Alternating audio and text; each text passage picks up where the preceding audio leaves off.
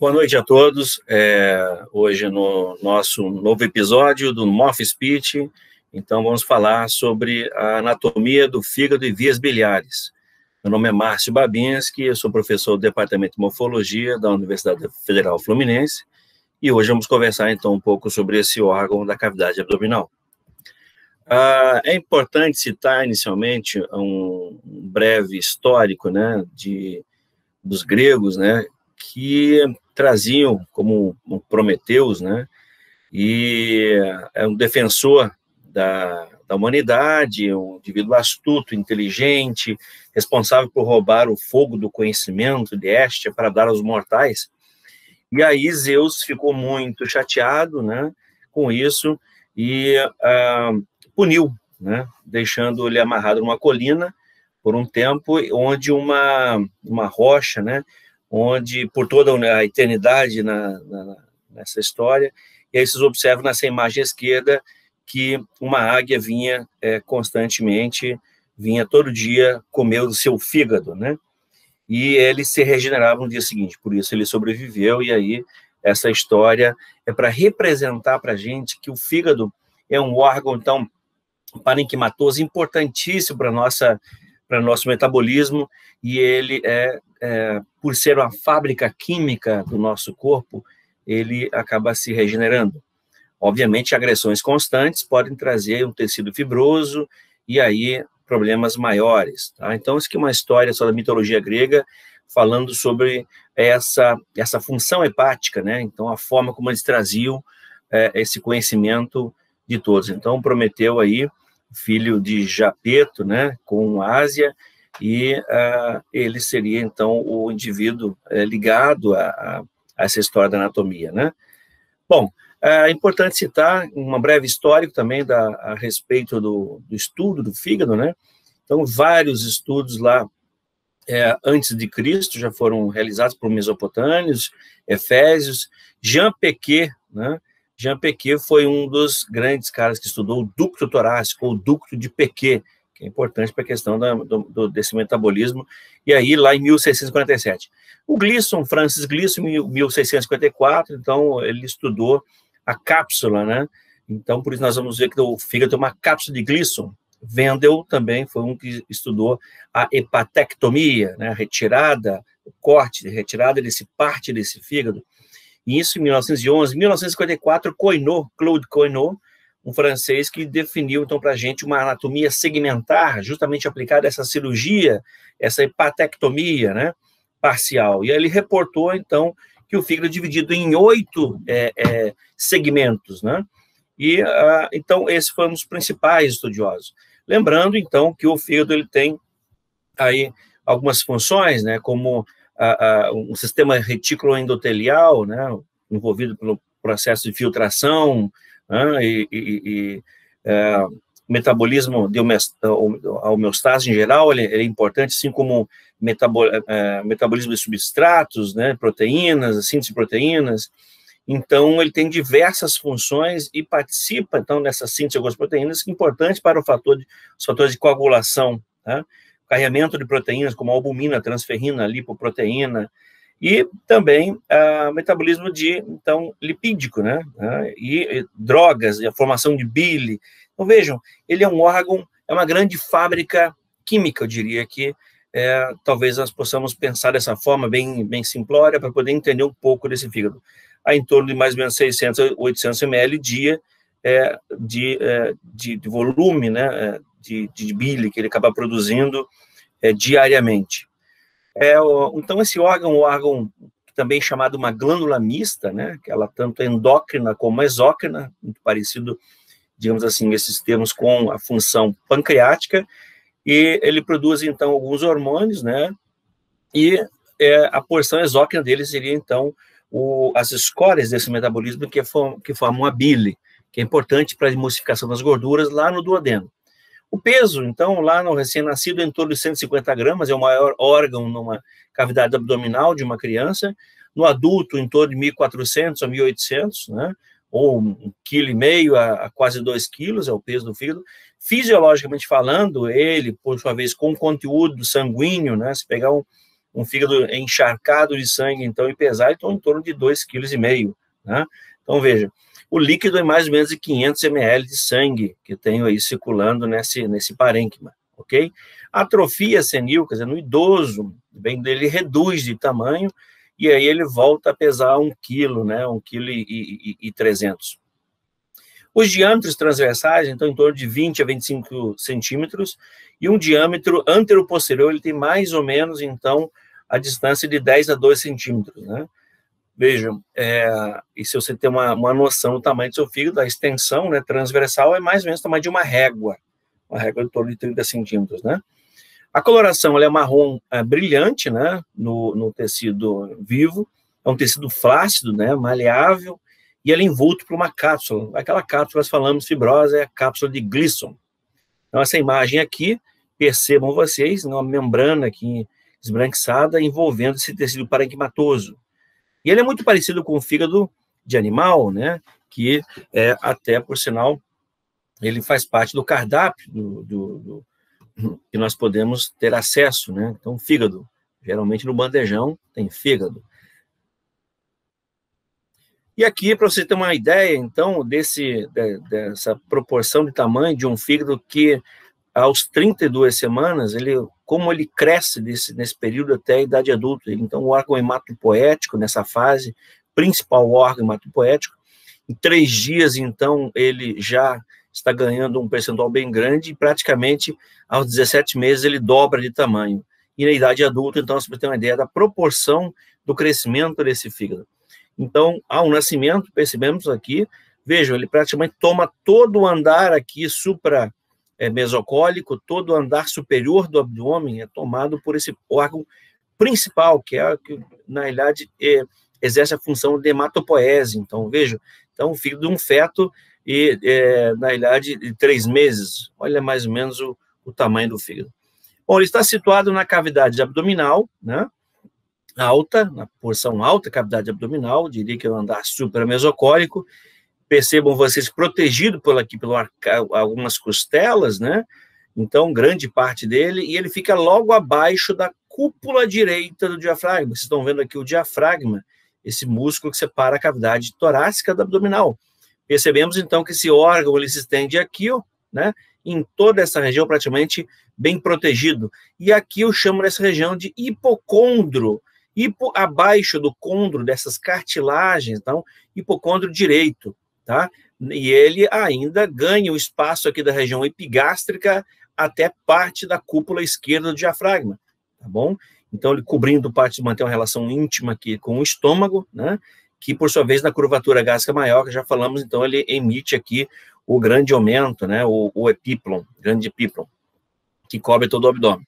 Então, o fígado, vejam, ele tem essa organização, cavidade abdominal alta, fica abaixo, então, do teto dessa cavidade abdominal, que seria pelo diafragma, do assoalho, lá pelo assoalho pélvico, nesse caso, ele está situado no teto da cavidade abdominal, né, grande parte dele no hipocôndrio direito, né, e aí é importante essa margem costal para a gente fazer alguns exames depois do fígado, saber como ele se encontra aí.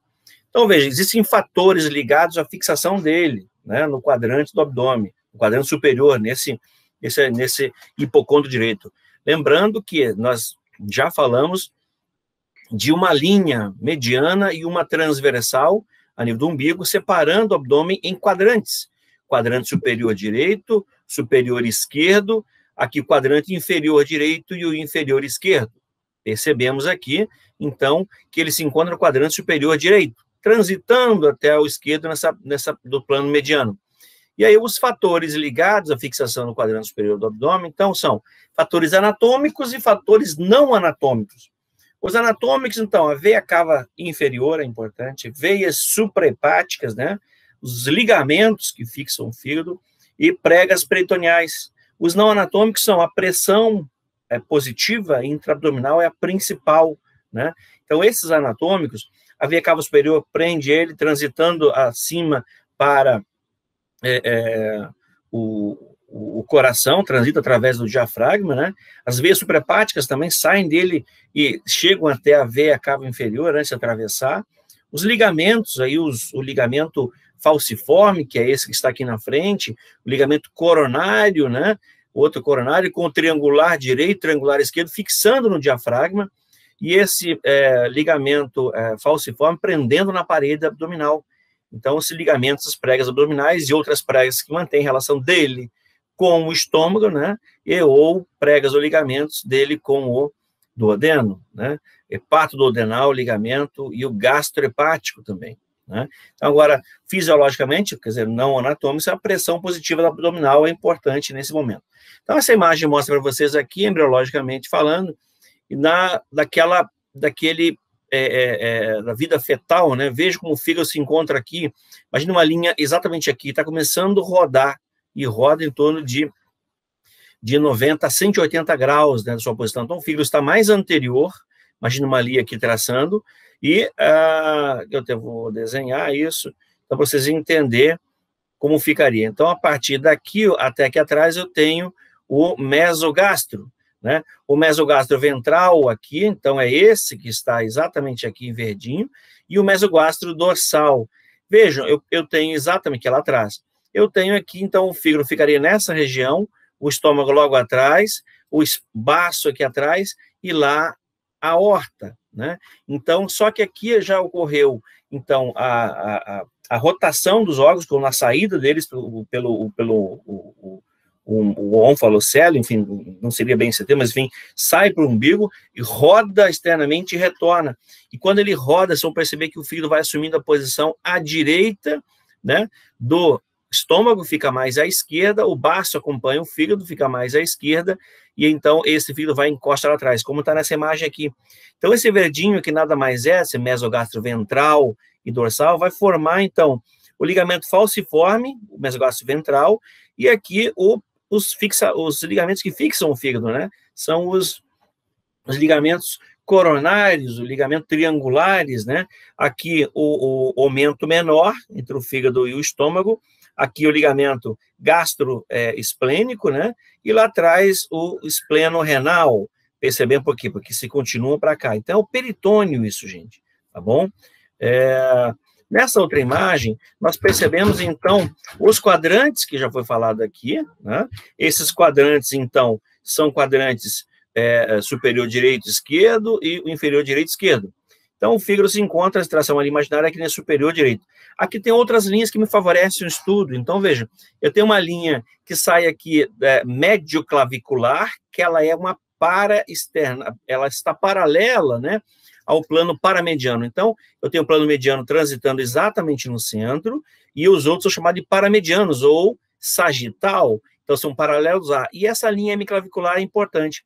Mas o principal aqui para mim, então, é essa sagital dos dois lados, e depois eu vou encontrar aqui nessa linha contínua um plano subcostal, abaixo da costela subcostal, e um plano aqui interespinhal desse processo espinhoso aqui, né? Então, entre as espinhas. Percebemos que fez um jogo da velha? Então, eu separo isso não em quadrantes agora, sim em regiões. Essa região aqui é uma região epigástrica, onde se encontra parte do fígado, e essa outra região, o hipocôndrio direito. O hipocôndrio esquerdo vai encontrar o baço e parte da flexura cólica, né, esquerda. Aí aqui no meio vai ter uma região umbilical, né, que também era chamada de mesogastro, e aqui embaixo de hipogastro, né? Então, epigástrica, mesogástrica e hipogástrica. Aqui hipocôndrio direito, aqui vou chamar essa região de lateral direita e lateral esquerda, e aqui a região inguinal direita e inguinal esquerda.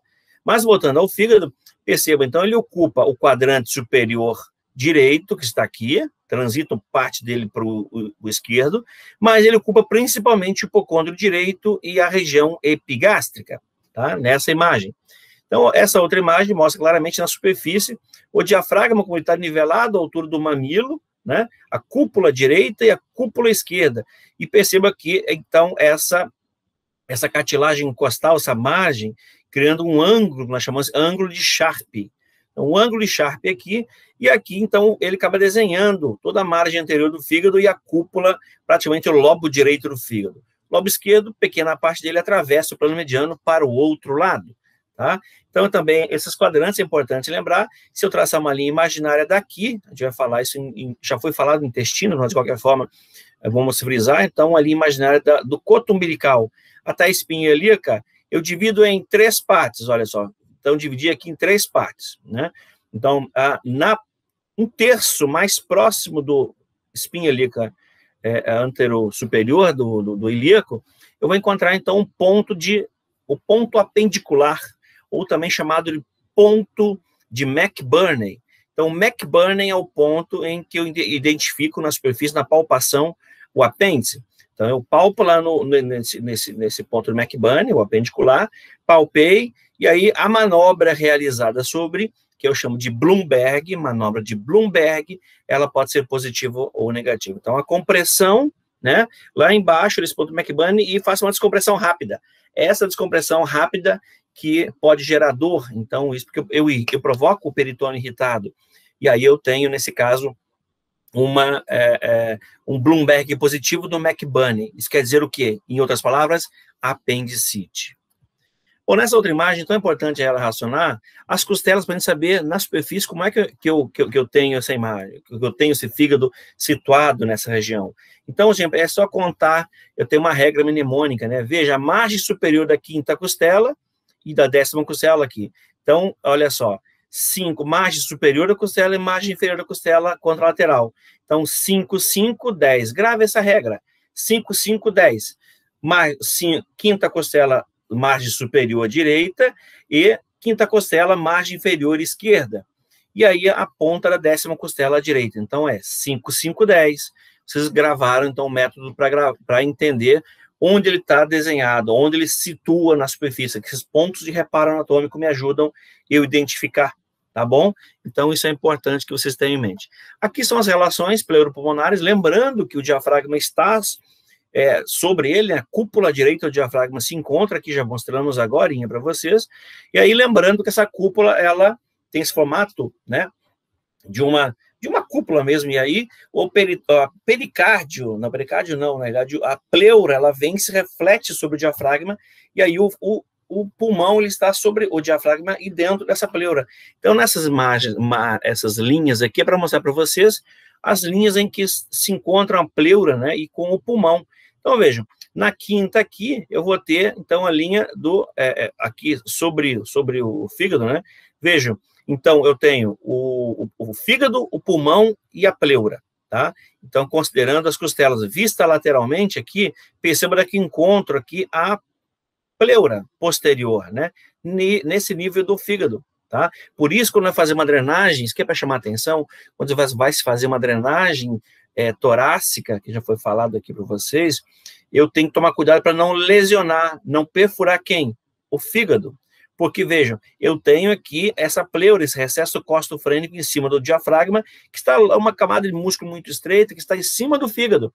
Então, eu tenho que tomar cuidado para fazer a punção, né? E aí, para que não ocorra, essa drenagem torácica, para que não ocorra lesão hepática. Aqui os recessos subfrênico e subhepático, vejam. Então, olha aqui, nessa imagem eu tenho aqui em vermelho o diafragma, né?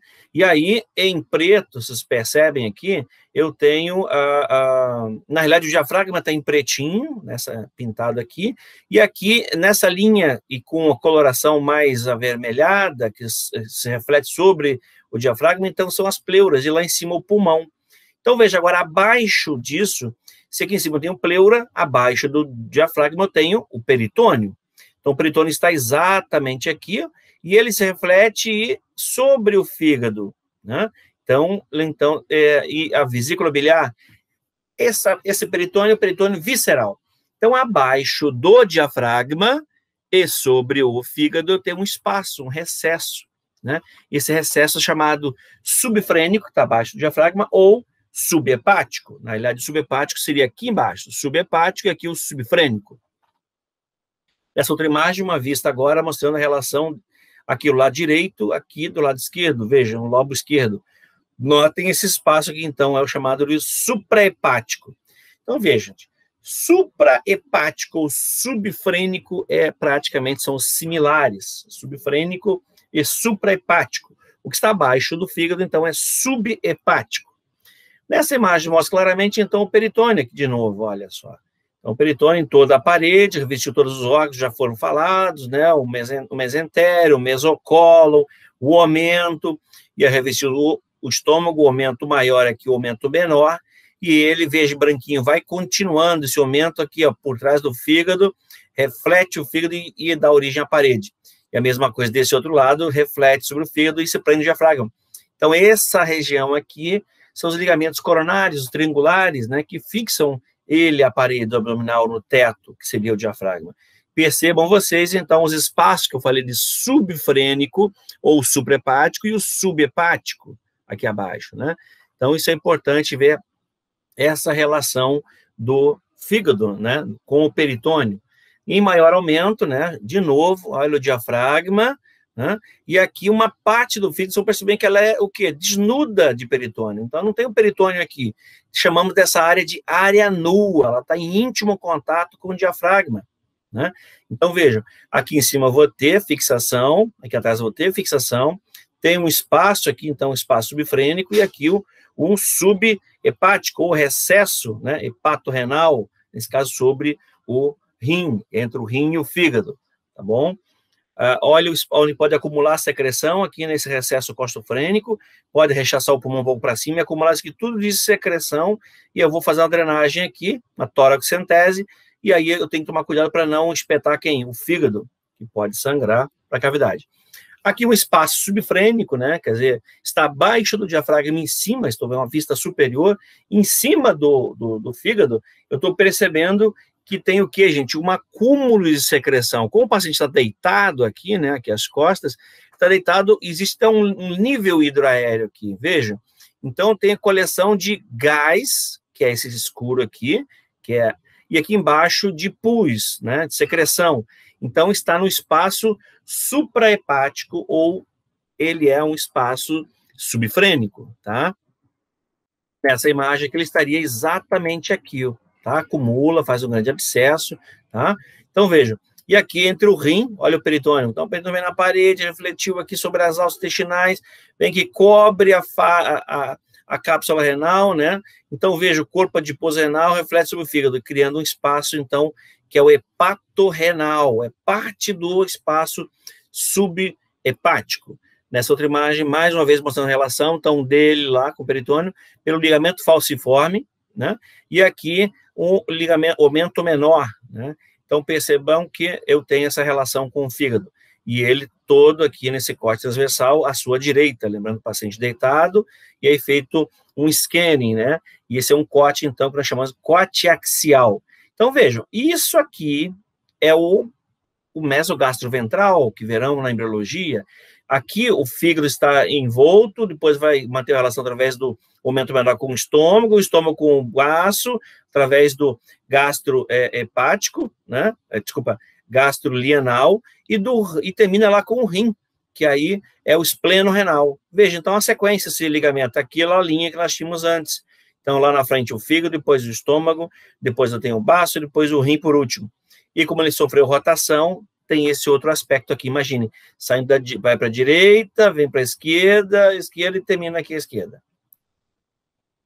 Bom, propriamente da morfologia do fígado, então essa imagem mostra uma vista anterior, ele é dividido pelo ligamento falciforme em dois lobos, o lobo direito do fígado maior e o lobo esquerdo, entre os dois, então o ligamento falciforme.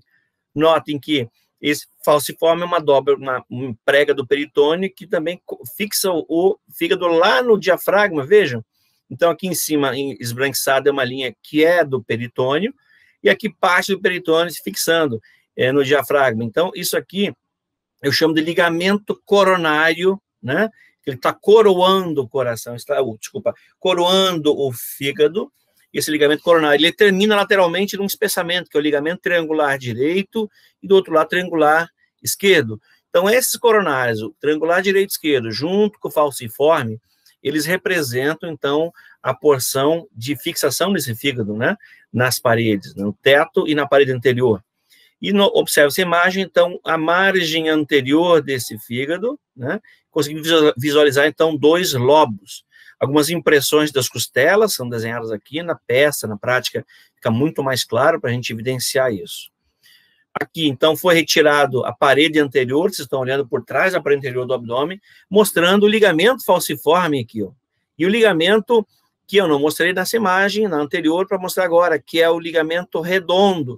Esse ligamento redondo, ele é um remanescente da circulação fetal, né? Ele lembra, então, a veia umbilical, que um dia trazia sangue através desse coto umbilical aqui, para dentro do abdômen até o fígado, para nutrir esse concepto, né? Então, percebemos aqui o peritônio revestindo toda a parede anterior, e aqui vocês percebem, então, retirado o peritônio somente com uma faixa transversal. Essa imagem mostra claramente, de novo, o ligamento falciforme, e aqui embaixo o ligamento redondo. Essa relação, quando se abre o abdômen, então, tirou a parede anterior do tórax do abdômen, vocês vão visualizar dessa forma. O diafragma aqui, lá o pericárdio preso, né, ao diafragma, aqui a pleura que foi retirada, e por baixo, então, o peritônio. Na vista posterior, eu consigo identificar, então, de novo, esse grande lobo, que é o lobo direito, né, e o lobo esquerdo. Lembram que essa é uma vista chamada de vista visceral, né? Então, eu tenho uma relação, ele cria algumas impressões. Lembrando que do ligamento coronário com o triangular esquerdo, coronário com o triangular direito. Lembrando que o coronário tem uma porção anterior e uma porção posterior do coronário, toda a sua extensão. E essa área aqui está descoberta, vê que está uma cor diferente, essa área aqui, então, é a área nua, né? Então, a área desnuda de peritônio tem contato direto com o diafragma. Então, percebam as íntimas relações aqui, né, com esse fígado, com a veia cava inferior, aqui a vesícula biliar, né, e o hilo hepático, né, com a porta, hilo ou porta do fígado. Nós vamos falar mais à frente. O que é que se notem aqui? As impressões. Se ele se encontra aqui à direita, né, e tem essa face visceral voltada para os órgãos que estão abaixo ou mais posteriorizados, ou anteriorizados, então eu tenho impressão. Essas impressões, então, por exemplo, aqui eu tenho uma impressão, aqui tem outra impressão, são várias impressões que a gente vai falar mais à frente, a impressão gástrica, a impressão renal, a impressão esplênica, e aqui o que é que se chama a atenção somente para os lobos. Então, veja, na anterior eu tinha lobo direito e esquerdo, agora nessa face visceral tem mais dois lobos, que é o lobo caudado, que é este aqui, né? Se fosse uma cauda desse lobo direito, então uma cauda do lobo direito, e aqui o lobo quadrado. Como é que eu vou definir? Então, se aqui a margem anterior, o fundo da vesícula biliar aparece na imagem anterior, que a gente pode visualizar novamente, aqui, ó, margem anterior, fundo da vesícula biliar. Então, veja aqui a margem anterior, que será a margem posterior. Eu tenho, então, no lobo direito, eu achei a vesícula biliar. Entre a vesícula biliar e o ligamento falciforme, eu tenho aqui até a porta do fígado, isso eu chamo de de lobo quadrado do fígado. O caudado se encontra entre, então, quem separa do lobo direito, eu tenho aqui a veia cava inferior. Da veia cava inferior até o ligamento falciforme, que está aqui, né, o ligamento venoso falciforme, eu vou ter uma margem, então seria que separa o caudado do esquerdo e aqui o caudado do direito, através da veia cava inferior. Esse caudado transita entre a veia cava e a porta hepática, então esse é o lobo caudado, ele é contínuo com o lobo, isso na superfície direito. Nessa outra imagem, então mostrando aqui a relação do fígado com os órgãos, que uma margem marca d'água, então veja, ele mantém uma grande relação com todo o diafragma, com o rim direito, a glândula suprarrenal direita, com a veia cava inferior, com a aorta aqui, né, mas todos esses órgãos são posteriores ao fígado. Aqui o duodeno, a primeira parte, a segunda parte do duodeno, a flexura cólica direita do intestino grosso, o estômago, né, e praticamente metade do estômago fica recoberto pelo fígado. Então, essas são as relações principais desse órgão, ok? E, obviamente, a vesícula biliar, que nessa imagem está sendo contemplada. Então, a relação com a vesícula biliar está muito íntima. Nessa imagem, mostra praticamente como se fosse uma virada de uma página de um livro. Retiramos o fígado para mostrar onde está preso o diafragma, né? Então, aqui nesse ligamento, o coronário anterior e o coronário posterior, e lá o triangular direito e o esquerdo. Então, percebemos aqui que eu não tenho peritônio aqui, também não tenho peritônio aqui. Então, essa é a área nua do fígado. E as veias que trazem o sangue já metabolizado dentro do fígado, através dessas veias hepáticas aqui, que são 2 a 4, e geralmente são 3 veias, elas estão aqui, mas elas drenam para onde? Para essas 3 aberturas, são as veias hepáticas ou suprahepáticas que drenam para a veia cava inferior, porque o sangue de toda a cavidade abdominal, por exemplo, dos órgãos da cavidade, intestino delgado, grosso, do baço, pâncreas, né? Então, do estômago, isso obrigatoriamente vai cair aonde? Na veia porta. A veia porta leva o sangue para dentro do fígado, o fígado metaboliza esse sangue, e ele sai, né? Ele entra pela porta aqui e sai por essas 3 veias direto para a cava, que vai ejetar, né? Ele vai drenar para dentro do átrio direito do coração, que está aqui. Depois ventrículo direito e vai para os pulmões para oxigenar. Oxigenou esse sangue, retorna então o sangue pelas 4 veias pulmonares, retornam ao átrio esquerdo um sangue metabolizado, um sangue com nutrientes, um sangue com oxigênio, pronto para nutrir os tecidos. Volta ao átrio esquerdo, passa para o ventrículo esquerdo e, por sua vez, pela aorta sai para o corpo todo. De novo, lobo direito e esquerdo, ligamento falciforme que o separa na superfície, né? Então, isso é para demonstrar a vocês essa relação, a margem anterior e o ligamento redondo. De novo, a mesma imagem, chamando de novo a atenção para os ligamentos. Aqui num corte, mais ou menos aqueles espaços que eu havia falado, aqui uma metástase na superfície do fígado, então um corte transversal mostrando essa axial, mostrando a relação do fígado, então, e aqui chamando a atenção para uma metástase. Nessa outra imagem aqui, então, mostra uma face visceral, mostrando a vesícula biliar muito íntima e a veia cava, na realidade, veia cava inferior. Então, aqui, como é importante essa imagem com essa imagem? É praticamente a mesma coisa, tá, gente? Então, aqui, ó, a vista posterior, tá? Então, seria o dorso da cavidade abdominal, o corpo da vértebra, e lá a margem anterior do fígado, a face anterior, que é a face visceral, que é essa face todinha. E eu tenho aqui, então, a aorta, né? E essa veia grandona passando, então, muito íntima no fígado, quem é? A veia cava inferior, né? A veia porta aqui. Então, praticamente, é o desenho espelhado. Olha a vesícula biliar aqui com líquido, então é praticamente o espelhado dessa imagem aqui. Você entender a importância da anatomia.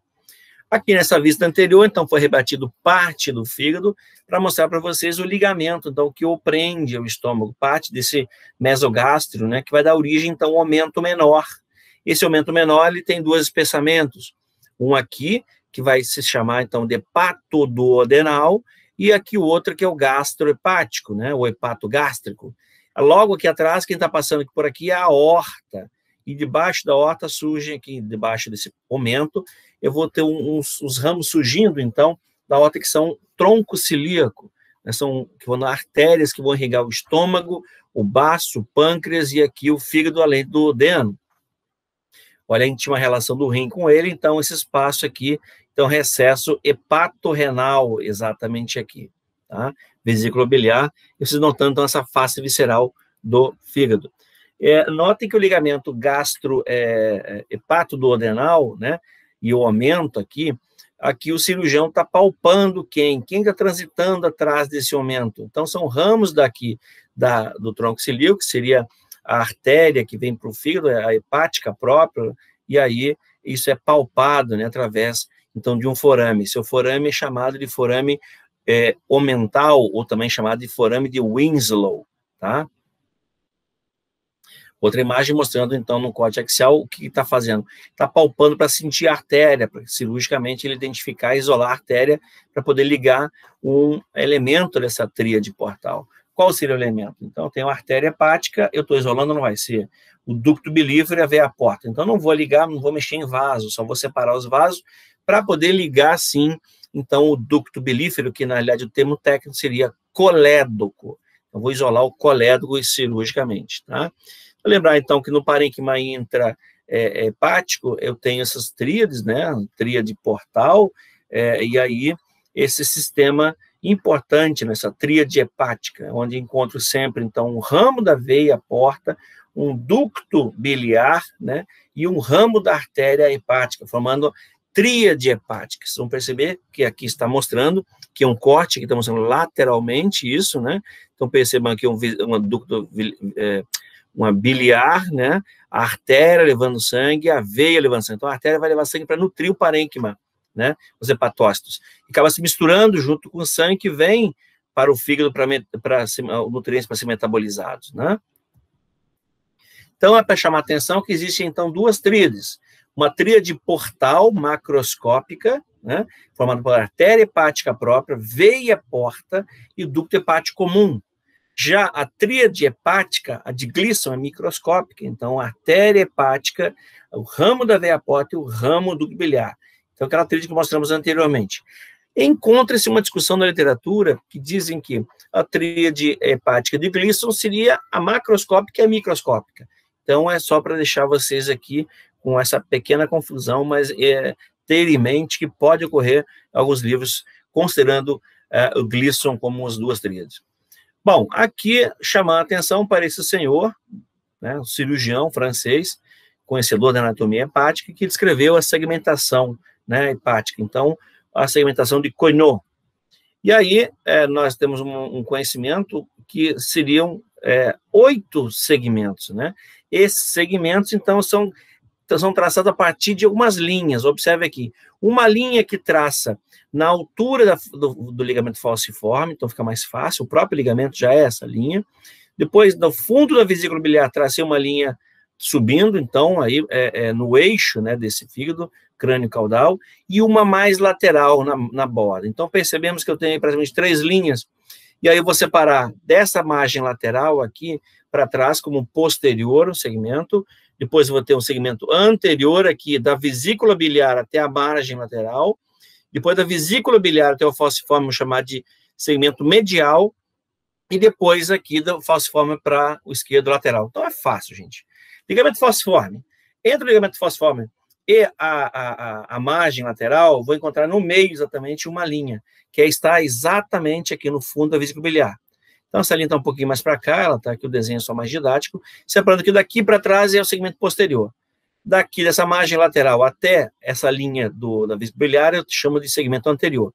E o medial é dessa linha do vesículo biliar até o falciforme, segmento medial, e o lateral vai ser lateral. Por conta de quem desses posterior, anterior, medial, lateral? É a divisão, né, que ocorre, então, tanto da artéria, daquela tríade portal, né? Então, veja, novamente o esquema. Então, aquele fundo da vesícula biliar, ela está importante para você, que é a linha de quem? Aqui tracejando. Quem está passando aqui atrás? Eu tenho a veia cava inferior, percebemos?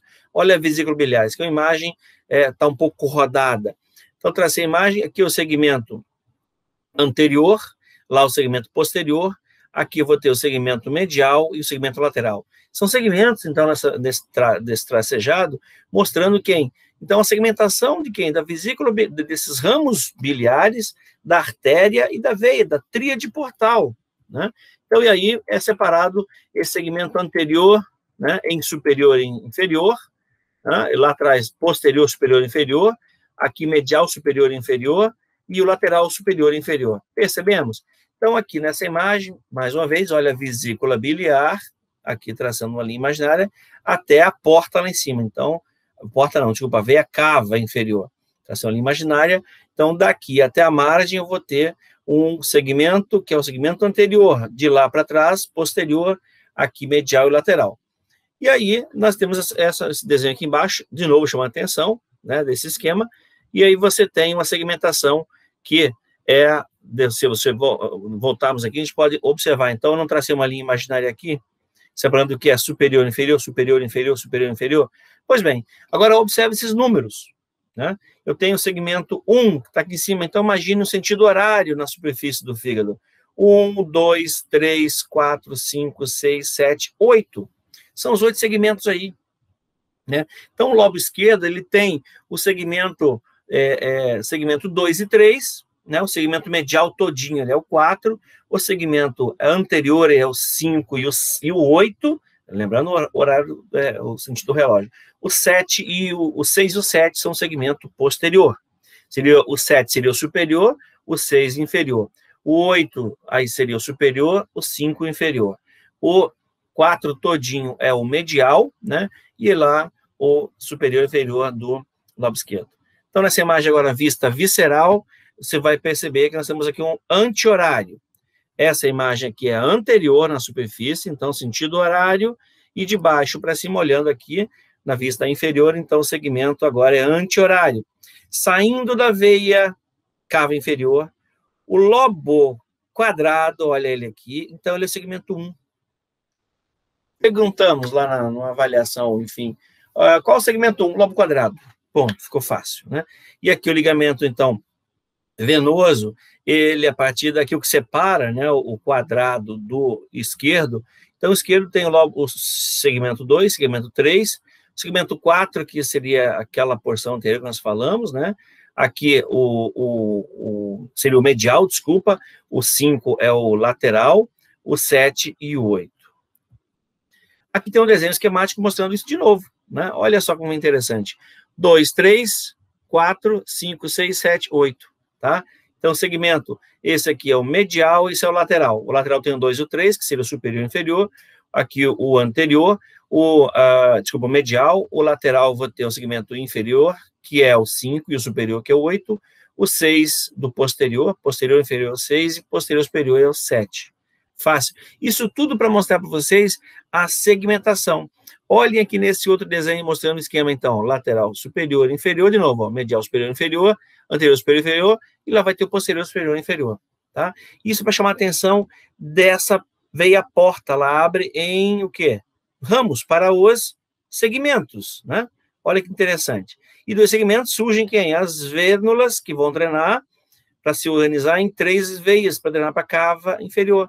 Nota, então, aqui em lilás é o sangue que saiu do intestino grosso, intestino delgado, levando minerais, liberando água, nutrientes, né? Macromoléculas para chegar lá no fígado e ser quebrado em micromoléculas, nesses segmentos, pela veia porta. E aí houve, então, esse metabolismo, eu vou ter o quê, gente? O sangue, ele já agora sobe com moléculas já especializadas, né? Então, e drena por 3 veias para a veia cava inferior, tá? Nesse mesmo sistema aqui vai estar entrando aqui uma arterinha para nutrir, né, que é a artéria hepática, e vou ter um ducto biliar nessa imagem, estou mostrando aqui, ó, tá vendo esse verdinho? Então, é uma tríade portal, essa é a tríade portal, tá? Então, segmentação de Coinot. Aqui um outro desenho, de novo, chamando a atenção, olha como é fácil, gente. Então, segmento 2, 3, o 4, aqui, ou 1, como é que é? O lobo quadrado, né, lobo quadrado, então o 2, 3, o esquerdo, o 4 seria A e B, que seria o superior e inferior, é o lobo, então, medial. E aqui, o segmento medial, e aqui o segmento anterior é o 8 e o 5, e o segmento posterior e inferior é o 6 e o superior é o 7. Então, existe uma classificação de Coinot, e alguém mais descreveu uma outra classificação. Coinot só tem 8 segmentos, né? Já o Bismuth, ele tem, na realidade, ele divide, ele tem 7 segmentos, ele tem 8 segmentos, só que ele divide 4 em 4A e 4B, que seria o superior e o inferior. Mais uma vez chama a atenção disso, então fica claro para vocês a segmentação, tá? E de importância cirúrgica, né? Então, aqui é um desenho de sistematização do livro do Rouillat e Latager, mostrando esses lobos, né? E chamando a atenção que o segmento 1, então, esse segmento 1, que é o quadrado, seria o caudado, na realidade, seria o lobo de Spiegel, tá? Que pode estar aumentado. Aqui, só mandando a atenção, o mesmo esquema, só está repetido, de novo, só repetido para chamar a atenção dessa segmentação, né? Isso pode ser visto também no exame de imagem, uma ressonância, que consegue se dividir isso claramente e dizer, olha, tem um tumor aqui, por exemplo, lá no segmento 8, né? Então, como fica fácil, né? Então, veja aqui a relação da veia porta adentrando, né? Aqui muito íntima essa margem anterior, e a partir dela que vai abrindo naqueles segmentos. A artéria sobe junto, a artéria hepática aqui, ó, hepática comum, depois ela abre hepática própria para esses segmentos, né? Depois eu tenho aqui a drenagem linfática, que vai terminar em 2 grandes ductos, o ducto hepático direito e o esquerdo, formando o ducto hepático comum, que se une ao ducto cístico, formando o ducto colédoco, que vai abrir, passando por trás do duodeno, penetrando em parte da cabeça do pâncreas e desemboca na segunda parte do duodeno, a parte descendente, né? Então, aqui o sistema porta, para chamar a atenção de novo, de toda essa drenagem venosa, vai obrigatoriamente inclusive com os hormônios do pancreáticos, né? Células novas da hematopoese, do baço, aqui vai tudo para dentro de quem? Do fígado. De novo, aqui a veia porta, e chamar a atenção essa veia porta, essa gástrica aquecida, que são os ramos esofágicos. Então, imagine quando tem uma obstrução aqui, tem uma cirrose hepática, um tumor, né, um adenocarcinoma, comprime essas veias e congestiona tudo atrás, inclusive aqui essas esofágicas. Nós chamamos, então, daquela que pode levar a uma hemorragia digestiva alta, são as varizes esofagianas. Nesse esquema, mais uma vez, chama a atenção, então, dessa veia mesentérica superior junto com a esplênica, formando a veia porta, e aqui o ducto biliar.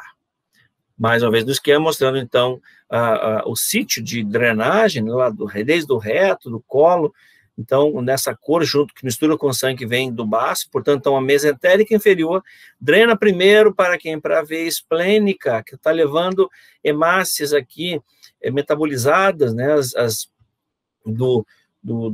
da hematopoese, tem hormônios aqui do pâncreas, a insulina e o glucagon, que se misturam com esses sangues minerais que vêm aqui no intestino e vão para o fígado, assim como do intestino delgado, aqui todos os nutrientes que foram já digeridos são absorvidos e vai para o fígado também.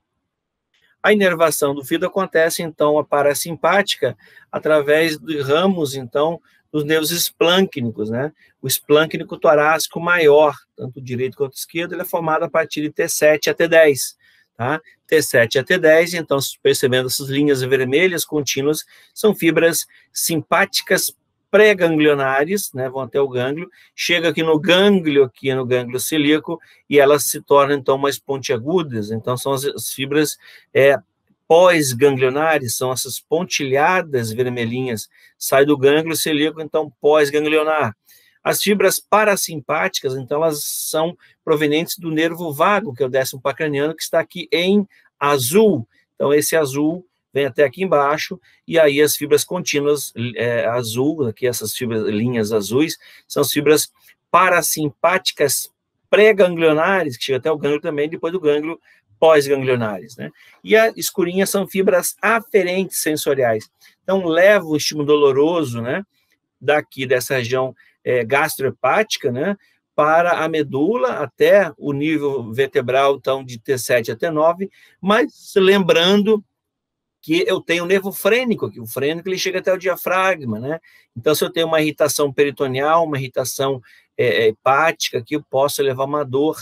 Então, no lado direito, através do frênico, uma dor referida lá para o meu ombro, através desse nervo, né? Então, essa ramificação dessas fibras acontece ao redor de ramos da artéria. Então, vejam, elas chegam até aqui e percorrem as artérias que vão até o fígado, o duodeno, aqui, a vesícula biliar, tá? Então, aqui a dor referida por conta, então, do nervo frênico, a irritação diafragmática, que leva uma dor desse hipocôndrio e uma dor irradiada para o ombro direito, observando que essa dor de hipocôndrio pode ser até posterior, por conta dos ramos intercostais, né, do ombro. Então, são dores que você tem que considerar ombro direito e hipocôndrio, tem que considerar o fígado, tem que considerar a vesícula biliar. Então, aqui a inervação, vejam esses traços que vêm lá do esôfago, o nervo vago, que é o parasimpático, então, esse aqui, né, ele abrindo em ramo hepático do tronco vagal e o ramo gástrico aqui. Então, percebam que esse outro plexo que vai chegar aqui, todo emaranhado, então é do simpático, né, formando, então, aquele nervo esplâncnico. Aqui a drenagem linfática, então, acontece, percebam esse desenho aqui, bem interessante, né. Número 1, então, a coluna vertebral, né? Vocês percebem que o número 2 lá em cima, então, eu estou com a parede torácica anterior aqui a coluna vertebral, o diafragma aqui, o número 4, né? E aí a drenagem linfática acontece para um grupo de linfonodos, que são os linfonodos da porta do fígado, né? Então, o parênquima ele acontece a drenagem dele na parte mais inferior desse fígado para essa região de porta do fígado. Então, aqui eu encontro linfonodos dessa porta do fígado. Eu tenho um grupamento que vai seguir até o 7 aqui em cima, veja, o 7 e o 7'. O 7 seriam nódulos linfáticos suprachifoides, né? Então, atravessa aí o processo atravessa o diafragma, e os 7 linhas são linfonodos, então, supradiafragmáticos. Veja, então eu posso levar uma metástase aí do fígado para onde? Para a pleura, pode levar para o pulmão, tá? É uma via aí, tá? E aí, ou drenar essa linfa para essa região, então, da porta do fígado, ou alguns ramos, que são os linfonodos suprapancreáticos. Então, vejam, essa é a via de drenagem linfática. Nesse outro desenho esquemático, mostra claramente que o principal fluxo então, acontece para esse linfonodo do diafragma aqui, né, alguns externais, paracardíacos e paracárdicos, que são próximos do estômago, e aqui essa via principal, então, paraexternal, né, broncomediastinal, pois possa levar um tumor aqui dessa região do fígado para o pulmão. Essa outra imagem mostrando a relação, de novo, desses vasos com os linfonodos frênicos, né, cavais, os linfonodos aqui do abdômen, então, vão acabar drenando para essa região dos linfonodos celíacos, que, por sua vez, para a cisterna do quilo. Olha, então, as nossas metástases, elas podem ser hematogênicas, então, ocorrendo ou do pulmão para o fígado, posso ter metástase do pulmão no fígado, ou no rim, ou nos ossos, ou no encéfalo. Agora, do fígado, eu posso ter exatamente a metástase direto para onde? Pulmão, por conta dessa drenagem linfática, né? Veja, então, a tireoide para o pulmão, o rim para o pulmão, ou para o osso, ou o intestino para o fígado. Então, vejam, o fígado leva para o pulmão, né? Ou ele recebe do pulmão, ou recebe do intestino metástase, por conta dessa drenagem hematogênica, ok? Alguns abscessos podem ocorrer, então, nesse fígado. Veja, aquela região que nós chamamos de subfrênica, né? Ou suprahepática, eu não tenho os ligamentos, né? E aí acabo criando pseudomembranas. Então, eu posso acumular secreção, né, e gás, eu posso fazer um abscesso aí. Esses abscessos podem ocorrer nessa região, tá? Ou abaixo disso, então, outro abscesso aqui, abaixo do fígado, então, subhepático, né? E olha ele novamente aqui, entre o fígado e o rim, então, naquele recesso hepatorrenal, posso ter um abscesso hepatorrenal, e essa região, então, aqui, muito importante, tá? E aí, vejam, eu posso fazer uma drenagem, então, peritoneal, né? Uma drenagem extraperitoneal, e exatamente para colocando um dreno aqui, aonde? Para essa região subfrênica ou subhepática, e drenar isso, tá?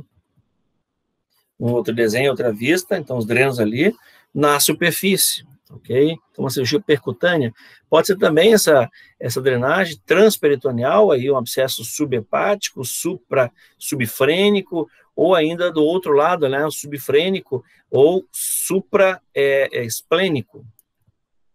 Então, as dores referidas, como eu já havia falado, olha a vesícula biliar, o fígado, o duodeno, e eles irritam aí o lado direito do ombro, né, e o hipocôndrio direito até a região posterior, por conta de quem?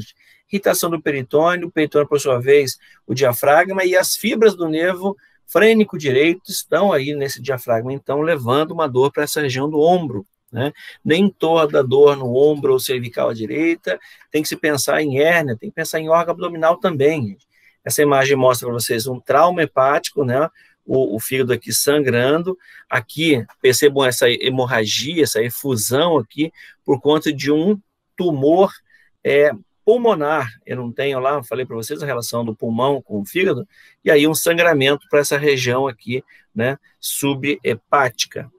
Aqui um trauma foi corrigido, então, porque usei o aumento, né? O aumento pode ser um tecido tá ali, então coloquei no meio daquele trauma, aquela lesão, e suturo ele no parênquima hepático. Isso acaba criando uma cicatriz biológica aqui, né? E aí eu corrijo um trauma abdominal importante, né? Um sangramento que pode ser absurdo, e aí o indivíduo até chocar, né? Porque o órgão é muito parenquimatoso, bem vascularizado. Sintomas específicos do fígado, de algumas lesões, né?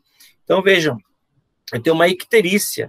A icterícia é um sinal, então, esse amarelamento dos olhos aqui, então, um sinal de alteração gastrohepática, sobretudo hepatobiliar, né? Então, essa alteração é importante.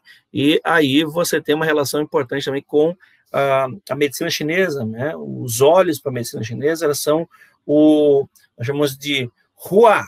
Hua em chinês quer dizer a beleza fisiológica do órgão. Então, o hua do do fígado se encontra nessa região, mas, sobretudo, os olhos em si, o órgão globo ocular, e chamam de chaw.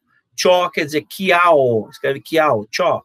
Ele é o sinal de ligação com o fígado. Então, se eu tenho um olho amarelado, eu tenho o quê? Eu tenho posso ter uma hepatite, tem uma obstrução biliar. Se eu tenho um olho com pouco, uma mucosa com pouco sangue, tem uma anemia. E aí o fígado é um órgão importante, que nós já falamos, para a hematopoese, né? Então, veja como é interessante. Aí a cultura oriental, e aí esse ruá, eu estava trocando, o ruá seria as unhas. Então, se eu tenho umas unhas quebradiças, né, e eu tenho uma alteração dessa fisiologia hepática, tá? Aquele brilho nas unhas, isso é a consideração da medicina chinesa. Olha como a insuficiência hepática, desde de um simples marca aqui na pele, aqui em cima, que nós chamamos de xantelasma, mostrando que tem alteração no metabolismo hepático, com acúmulo de colesterol, mostrando a impureza xantelásmica, sinal patognomônico para a gente, há uma adenocarcinoma, uma obstrução daquela tríade portal, levando ao que, gente? Se eu tenho uma veia que chega ao fígado, que a veia é a porta, né? E ela encontra obstrução, não consegue o sangue chegar, é igual ao trânsito. O trânsito, quando tem uma obstrução por um acidente ou alguma coisa que o bloqueou, o que vai acontecendo? A tendência é o que? Vai congestionando atrás, né? Para trás daquilo. E aí, no vaso, imagine vocês, como no trânsito. O trânsito tem alguns espertinhos que se acham, os espertinhos querem que furar, sair daquele trânsito, vão pelo acostamento, saem da pista por outras pistas que são colaterais. A mesma coisa acontece com a veia porta, ela aumentou a pressão, nós chamamos de hipertensão portal. Ela aumenta a pressão interna, a parede acaba aumentando a permeabilidade e sai muito líquido, né, plasma desse vaso aí para a cavidade abdominal, e aí eu tenho um acúmulo de sangue. Isso nós chamamos de ascite, A-E-A-S-C-I-T-E, ascite, tá? Acúmulo de líquido na cavidade abdominal que tem que drenar, tá? Uma paracentese. Então, veja, o exame do fígado acontece, olha a margem que eu falei para vocês agora há pouco, subcostal, né? Então, isso é uma manobra de garra, uma manobra de Mathieu, onde você palpa essa margem, pede para o paciente respirar profundamente. Quando ele expira, o fígado ele encontra a ponta dos dedos, e aí você consegue perceber a superfície desse fígado, se ela é nodular, o quanto que ela aumenta dessa margem aqui. Então, inclusive, eu posso medir isso, é importante, então, eu fazer essa mensuração, que acontece a partir, então, dessa linha. Eu traço uma linha imaginária até onde o fígado veio. Digamos que o fígado tenha vindo até aqui, quando ele inspirou profundamente. Eu vou ver quantos centímetros eu tenho desse rebordo costal, né? Então, uns 3, em média, 3 centímetros, ele é normal. Agora, passou, eu tenho aí 8 centímetros a margem, né? 8 centímetros desse rebordo costal, 8 ou 9 centímetros eu tenho aí uma hepatomegalia, tá? O aumento do fígado, então eu chamo de hepatomegalia. Como no baço, eu tenho a esplenomegalia. Aqui outro exame bimanual, né? O abdômen relaxado, põe a mão atrás, né, para favorecer, e aí você invade a cavidade com a mão para perceber esse fígado, né? Então, a hipertensão portal acontece por conta daquela circulação colateral, e elevando um sinal de cabeça de medusa, varizes esofágianas, que já falamos, de fundo gástrico, hemorroidas, todos os sangue que vão chegar lá. Então, veja, as varizes esofágianas aqui a hemorroida pode estar aumentada por conta não somente do fígado, mas aumenta a pressão abdominal. Então, pode ter veias hemorroidárias aumentadas, porque o sangue não vai, né? E eu posso ter o quê, gente? Aquilo que eu falei, ascite aqui nessa cavidade abdominal, né? Olha a ascite novamente, então o abdômen fica globoso, lembrando um abdômen de sapo, um abdômen batráqueo, mas a pele brilhosa, distendida, com a pressão abdominal está aumentada, né? Veja o acúmulo, então, de água livre no peritônio. E esse acúmulo desse líquido que sai do vaso, ele leva algumas proteínas, né? Como, por exemplo, a albumina. Então, esse indivíduo tem uma hipoalbuminemia, é uma diminuição de albumina no sangue. Então, tem que tomar albumina, tem que parenteral. Olha a ascite, que pode levar, inclusive, uma hérnia umbilical, que aumentou a pressão tão grande que houve um aumento aqui dessa pressão e um abaulamento no coto umbilical. E aí existe um teste que nós chamamos de sinal de Piparotti. Então, você coloca o paciente, pede para um colega, o próprio paciente, coloca a mão aí no centro do abdômen, de um lado, estão vendo que tem a aliança do examinador, essa mão é para perceber uma pequena pancadinha desse outro lado, para criar ondas, né, ondas desse líquido dentro da cavidade abdominal, que vão colidir com outra parede do abdômen, e eu vou sentir com a mão, essa mão que está aqui do examinador, com a aliança. Então, sinal do Piparotti, é um sinal de acúmulo de líquido, então, de ascite, tá? E a MACI 6 move decúbito, então isso é importante também você palpar, né? Aqui uma imagem de videolaparoscopia, né, uma imagem mostrando a superfície do fígado está toda irregular. O que eu estou verificando na superfície? Então tem vários pontos, vários nódulos, que nesse corte aqui de um exame anatomopatológico, vocês conseguem visualizar, gente, vários nódulos aqui de cirrose, né? E também é uma peça que lembra também algumas estruturas, algumas alterações que podem ocorrer. Então, na cirrose pode evoluir para um adenocarcinoma. Aqui uma embriopatia, mostrando o fígado todo aumentado, né? Observa essa outra fetopatia, uma listeriose, então a bactéria listéria aqui no fígado pode levar a essa listeriose. Lembrando que a listeriose, assim como o Listerine, então esse Lister, se você separar a palavra aqui, Lister, foi em homenagem a um grande anatomista, né, que foi Joseph Lister, na história da medicina, é o cara que descobriu, então, que tinha como e foi criticado na época, tinha como que tinha micro-organismos que ele não conseguia visualizar, mas uma forma que ele podia borrifar aí sobre o campo cirúrgico, o formol, né, e aí ele estaria esterilizando. Então ele sofreu muita crítica na época, mas depois do advento do microscópio, enfim, do descoberto desse micro-organismo com Pasteur, ele foi laureado, enfim, e existe homenageado, né, com a bactéria chamada Listeria. Então, por isso, listeriose. E também nós conhecemos aquele enxaguador bucal, Listerine, em homenagem ao Joseph Lister. Algumas variações podem ocorrer, então, essas variações nos lobos, né, intrahepático, ou atresia, inclusive, pode ocorrer, ou um excesso, ou um lobo de Riedel, que seria, então, um lobo que é o caudado mais aumentado, que está ele aqui, então, lobo de Riedel, ok? Ele pode ter N variações desse lobo de Riedel, não vou aqui me estender com essas variações, só para saber que existe, principalmente por cirurgião, e isso tem que saber, inclusive um nódulo anômalo que atravessa aqui o diafragma. Então, vejam, ele pode acompanhar aí o forame da veia cava inferior ou uma abertura anômala que pode ocorrer aí, tá? Esse lobo, então, intratorácico. As vias biliares, então, a gente vai falar agora, essas vias biliares, então, na realidade, são as vias que drenam a bile. Quem forma a bile, já falamos, é o fígado, né, a escória do metabolismo hepático, então, ela escoa por vários ductos biliares que vão terminar, basicamente, se unindo em dois. Esses dois que se encontram na imagem aqui, são esses que são os ducto hepático direito e o ducto hepático esquerdo. Uma grande trama aqui de vários drenando para esses dois, e esses dois se unem formando, então, e representando como acontece aqui para cima, intrahepático, dessa organização, e eu tenho, então, o hepático esquerdo e o ducto hepático direito. Os dois se unem formando o ducto hepático comum.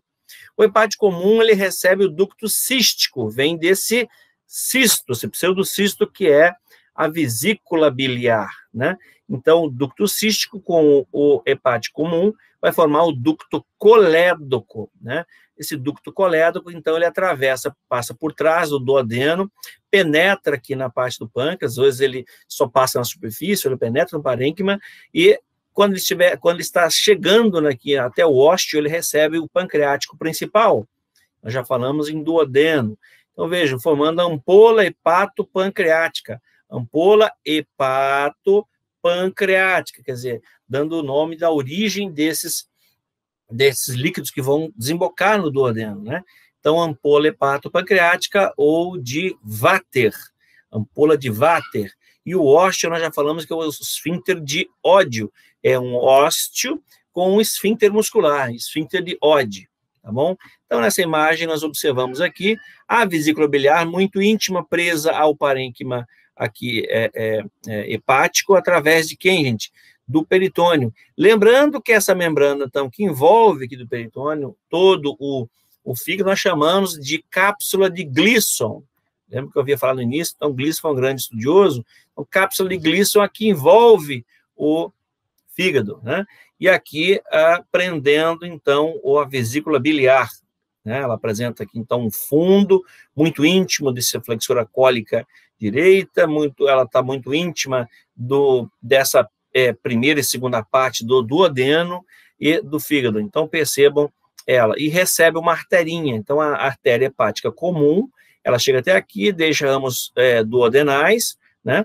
Deixa ramo que é o hepático próprio e um ramo que nós vamos chamar aqui, então, dessa hepática, que é, aqui em cima, a artéria cística. Nessa imagem, conseguimos visualizar, então, a vesícula biliar tem um fundo, um corpo, né, e um colo. Também ela é chamada de bolsa de Hartmann, e quem o descreveu, então, um cirurgião, por isso é uma cirurgia de Hartmann, seria a colecistectomia, que é a retirada da vesícula biliar. Pode ser por vídeo ou cirurgia aberta, né? Então, a tendência hoje em dia é sempre por vídeo. Então, vai 2 a 3 furinhos, onde entra o material cirúrgico e a câmera, e é feito por vídeo e retira a bolsa de Hartmann. Então, tem o fundo, o corpo, né, e o infundíbulo, com o colo, né, e o seu infundíbulo, essa porçãozinha final, que vai dar início aqui ao colo, e aqui o ducto cístico. Lembrando que esse ducto cístico, ele tem, então, uma parte espiralada, né, e uma outra parte lisa, que aí se une, por sua vez, ao hepático comum, formando o ducto colédoco. Então, vejam, eu tenho aqui embaixo um ósteo, né? E essa papila de Vater, né? Ela, na realidade, ela é a abertura da ampola hepatopancreática de Vater. Então, ele descreveu essa região toda. Eu tenho um esfíncter muscular aqui, o esfíncter Leode. Ele fica constantemente contraído, constantemente preso. Então, veja, o fígado fica gotejando dioturnamente, gotejando bile, bile, bile, bile. Essa bile vai descendo, chega aqui, opa, está obstruído. E aqui também tem a musculatura que obstruiu para não drenar para o pâncreas. Essa bile vai acumulando, acumulando, acumulando. Qual o nível mais inferior para ela poder voltar? Ela vai encontrar esse desvio aqui. Opa, vou desviar para cá, essa bile vai chegar e vai sendo acumulada aqui dentro. Então, acumula aqui na bolsa de Hartmann, ela vai acumulando aqui, e aí, quando o indivíduo ingere algum alimento, esse alimento chega no estômago, vai para o duodeno, cai no duodeno, estimula a colecistocinina. A colecistocinina faz com que isso, então, aconteça um relaxamento aqui e aumenta a contração dessa musculatura lisa, fazendo com que ocorra o quê? É como se tivesse um sachê. Se contrai e aí ejeta bile em grande quantidade. Imagine vocês numa churrascaria comendo uma costela bem gorda, né? Precisa de gordura no churrasco. Então, essa bile vem e vai emulsificar as gorduras aqui, que é a função dela, né? Agora, imagine vocês, o indivíduo que come poucas vezes, é uma das causas, é uma das etiologias dessas litíase, que são as pedrinhas, né? Colelitíase. Então, cole é o prefixo que indica vesícula biliar. Colecistite, inflamação. Colelitíase, acúmulo, pedrinhas na vesícula. Colecistectomia, retirada. Colecistostomia, só, abertura e retirada das pedras. Então, são vários termos que esse prefixo cole indica vesícula biliar. E aí pode acumular, como eu estava falando, pessoas que comem pouco, pode acumular, e os minerais que se acumulam aí podem formar pedrinhas. Essa pedrinha pode obstruir aqui. Quando obstruiu aqui, leva a inflamação, e aí uma crise, tendo que retirar essa vesícula como um todo, tá? Então, vejam, aqui, olha, essa íntima relação dela, novamente, aqui, e a arterinha cística saindo lá da hepática direita, mas ela pode variar, pode ser da hepática esquerda, pode sair daqui ainda da hepática própria, tá? Ocorrem N variações, de importância apenas cirúrgica, sobretudo porque existe um trígono, que a gente vai falar, que é o trígono de calor, é um trígono importante cirúrgico para você definir e para poder operar, né? Então, aqui, já que eu falei dele, observem, tem 2 trígonos, um que eu levo em consideração, então, a margem inferior aí do bordo, a margem do bordo, a margem do fígado, né? E, olhem, o colédoco e o cístico. Então, esse faz um triângulo invertido. desde o hepático comum até o fígado, e traçando outra imagem aqui, então, do cístico até o fígado. Isso aí, esse grande, eu divido na metade. Quem vai dividir? A artéria que eu acabei de falar para vocês, a artéria cística. Então, vejam, o trígono de hepatocístico ele é formado, então, por essa borda hepática aqui em cima, pelo ducto cístico, que está aqui, né? E pelo ducto hepático. Tá? Hepático, cístico, do cístico traçou a imagem até a borda. Então, aqui eu tenho o trígono hepatocístico. Já o trígono de calor, eu tenho, então, a artéria cística aqui, importante. Eu tenho o ducto cístico e o ducto colédoco. Eu criei o trígono de calor, tá? Então, é importante conhecer esse trígono. E lembrando que esse conduto hepático comum é o colédoco. Então, trígono de calor ou triângulo de calor e trígono hepatocístico. Lembrando, então, quem divide os dois, né, se você for considerar, tem como base. Eu tenho aí o colédoco até o fígado, a base desse triângulo é o fígado, e o outro lado do triângulo, então, é o ducto cístico, né? Então, a partir daí, eu tenho um grande triângulo que eu vou dividir. Eu divido através da artéria hepática cística, né, em dois espaços, dois triângulos. Aqui uma imagem mostrando esse ducto, né, já o colédoco, aqui o cístico e aqui o hepático, formando o colédoco, o número 4, que vai descendo do ladinho de quem? Dessa veia, que eu chamo de veia, ela está subindo, na realidade, é a veia mesentérica superior, né? Notem aqui que, deixa eu fazer uma correção, veia porta. Então, o ducto colédoco do lado da veia porta, e ele, ou passa da superfície, ou ele penetra no pâncreas e chega aqui na ampola hepatopancreática e adentra o duodeno. Então, essa imagem, novamente, ele lá, olha a veia porta, né? E aqui ele, o ducto colédoco, e vai descer posterior do duodeno, penetra no pâncreas e chega no duodeno. Então, aqui, novamente, o colédoco, o pancreático principal, né, e se une formando, então, a ampola hepatopancreática, lembrando que pode ter esse Santorini. Essa variação do Santorini, que pode ocorrer em diversos planos, é por conta da rotação que nós falamos no início da aula, rotação no período embriológico, né? Então, aqui nessa imagem, vou chamar a atenção do pâncreas, né, o nível, né, na superfície do pâncreas do duodeno. Então, percebeu a relação do pâncreas com o duodeno e onde vai transitar aqui a ampola hepatopancreática. Veja, para definir, se eu tenho, é da margem superior aqui do pâncreas, tracei uma linha imaginária descendo 5 centímetros, eu sei que eu estou na altura da ampola de Vater, né? E eu tenho mais ou menos 4 centímetros aqui, acima é o ponto daqui do ducto pancreático principal, tá? E aqui onde vai transitar o colédoco. Aqui a imagem variações do colédoco na superfície ou penetrando parte do pâncreas, né? Aqui o corte mostrando isso, aqui totalmente penetrando a cabeça do pâncreas, o processo assinado aqui na superfície parte dele. Então, assim que se organiza, no parênquima ou na superfície, ou parcialmente envelopado, de importância cirúrgica. Mais uma vez chama a atenção, então, o ducto colédoco, que vai trazendo bile lá do vesículo biliar do fígado, aqui embaixo com o seu esfíncter de Oddi, né? E é um esfíncter específico aqui do colédoco e um esfíncter específico para o pâncreas. Então, esse esfíncter é meio inconstante, mas esse esfíncter nós chamamos, então, de esfíncter de Oddi, tá? E aqui são as 3 regiões do esfíncter. Ele pode apresentar, então, 3 pontos, né? O colédoco, uma parte mais superior, né? Esfíncter superior, um inferior, número 2, e o esfíncter 3 da ampola, especificamente. E o número 4 é um esfíncter pancreático, que às vezes é inconstante.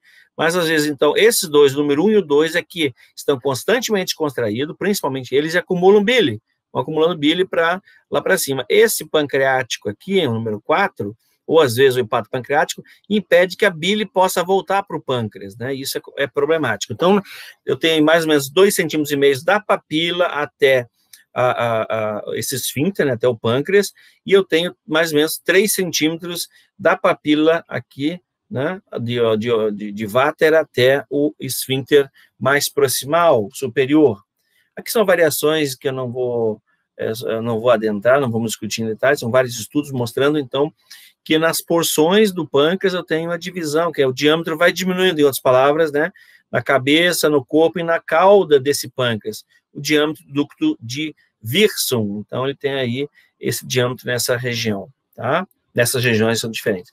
Aqui, variações desse ducto, né? Pode ser, então, nessa forma, que é o mais comum, ok? Canal curto comum, ou pode ser essa outra, que é o pancreático, abrindo individualmente com o colédoco, individualmente, né? Ou essa outra parte aqui. Então, esse canal longo, esse aqui é um problema que eu tenho, então, posso ter drenagem de bile para o pâncreas, e aí trazer problemas aí para esse pâncreas. Aqui uma vista, né, mostrando para vocês, então, injetando um contraste, e aí para você ver a via biliar todinha, o via biliar desde até o ducto cístico, na via biliar, e também para o hepático, né, o colédoco e os hepáticos comum, direito e esquerdo. Então, essa via é importante ser avaliada previamente da cirurgia. Aqui, mais uma vez, chama a atenção daquilo que nós havíamos falado, no Santorini, né, também repetido. Aqui a irrigação, então, da vesícula biliar, que eu já falei, acontece pela cística, e o próprio fígado ele é irrigado, então, pela hepática própria, que abre em ramos acompanhando a veia porta. A drenagem hepática e biliar acontece por esses linfonodos hepáticos que estão aí na porta do fígado, que, por sua vez, essa linfa drena para a região aqui celíaca, né, junto com os pancreáticos, ok? Aqui, mais uma vez, chama a atenção dessa relação, né, chamando, então, o trígono de calor aqui. Vejam, olha, o cístico, aqui o colédoco e a artéria cística. Então, esse aqui é o trígono de calor. Continuando, aqui em cima seria o trígono hepatobiliar. Aí, chamando a atenção, de novo, a irrigação desse ducto, então, o biliar comum, como o pancreático, já falamos, a irrigação acontece pela gastroduodenal, ramos aqui superiores, né, a posterior, superior da pancreático duodenal e um ramo inferior. Aqui são variações de importância cirúrgica, então, dessa segmentação dos ductos, vão formar o hepático comum, tá? Então, isso é mais intrahepático. E aqui uma vesícula com imagem contrastada, para vocês observarem vários cálculos, né? Então, no interior dessa vesícula. Isso eu chamo, então, de colelitíase. Não falem mais pedra na vesícula, por favor. Bom, dessa forma, então, nós finalizamos essa apresentação.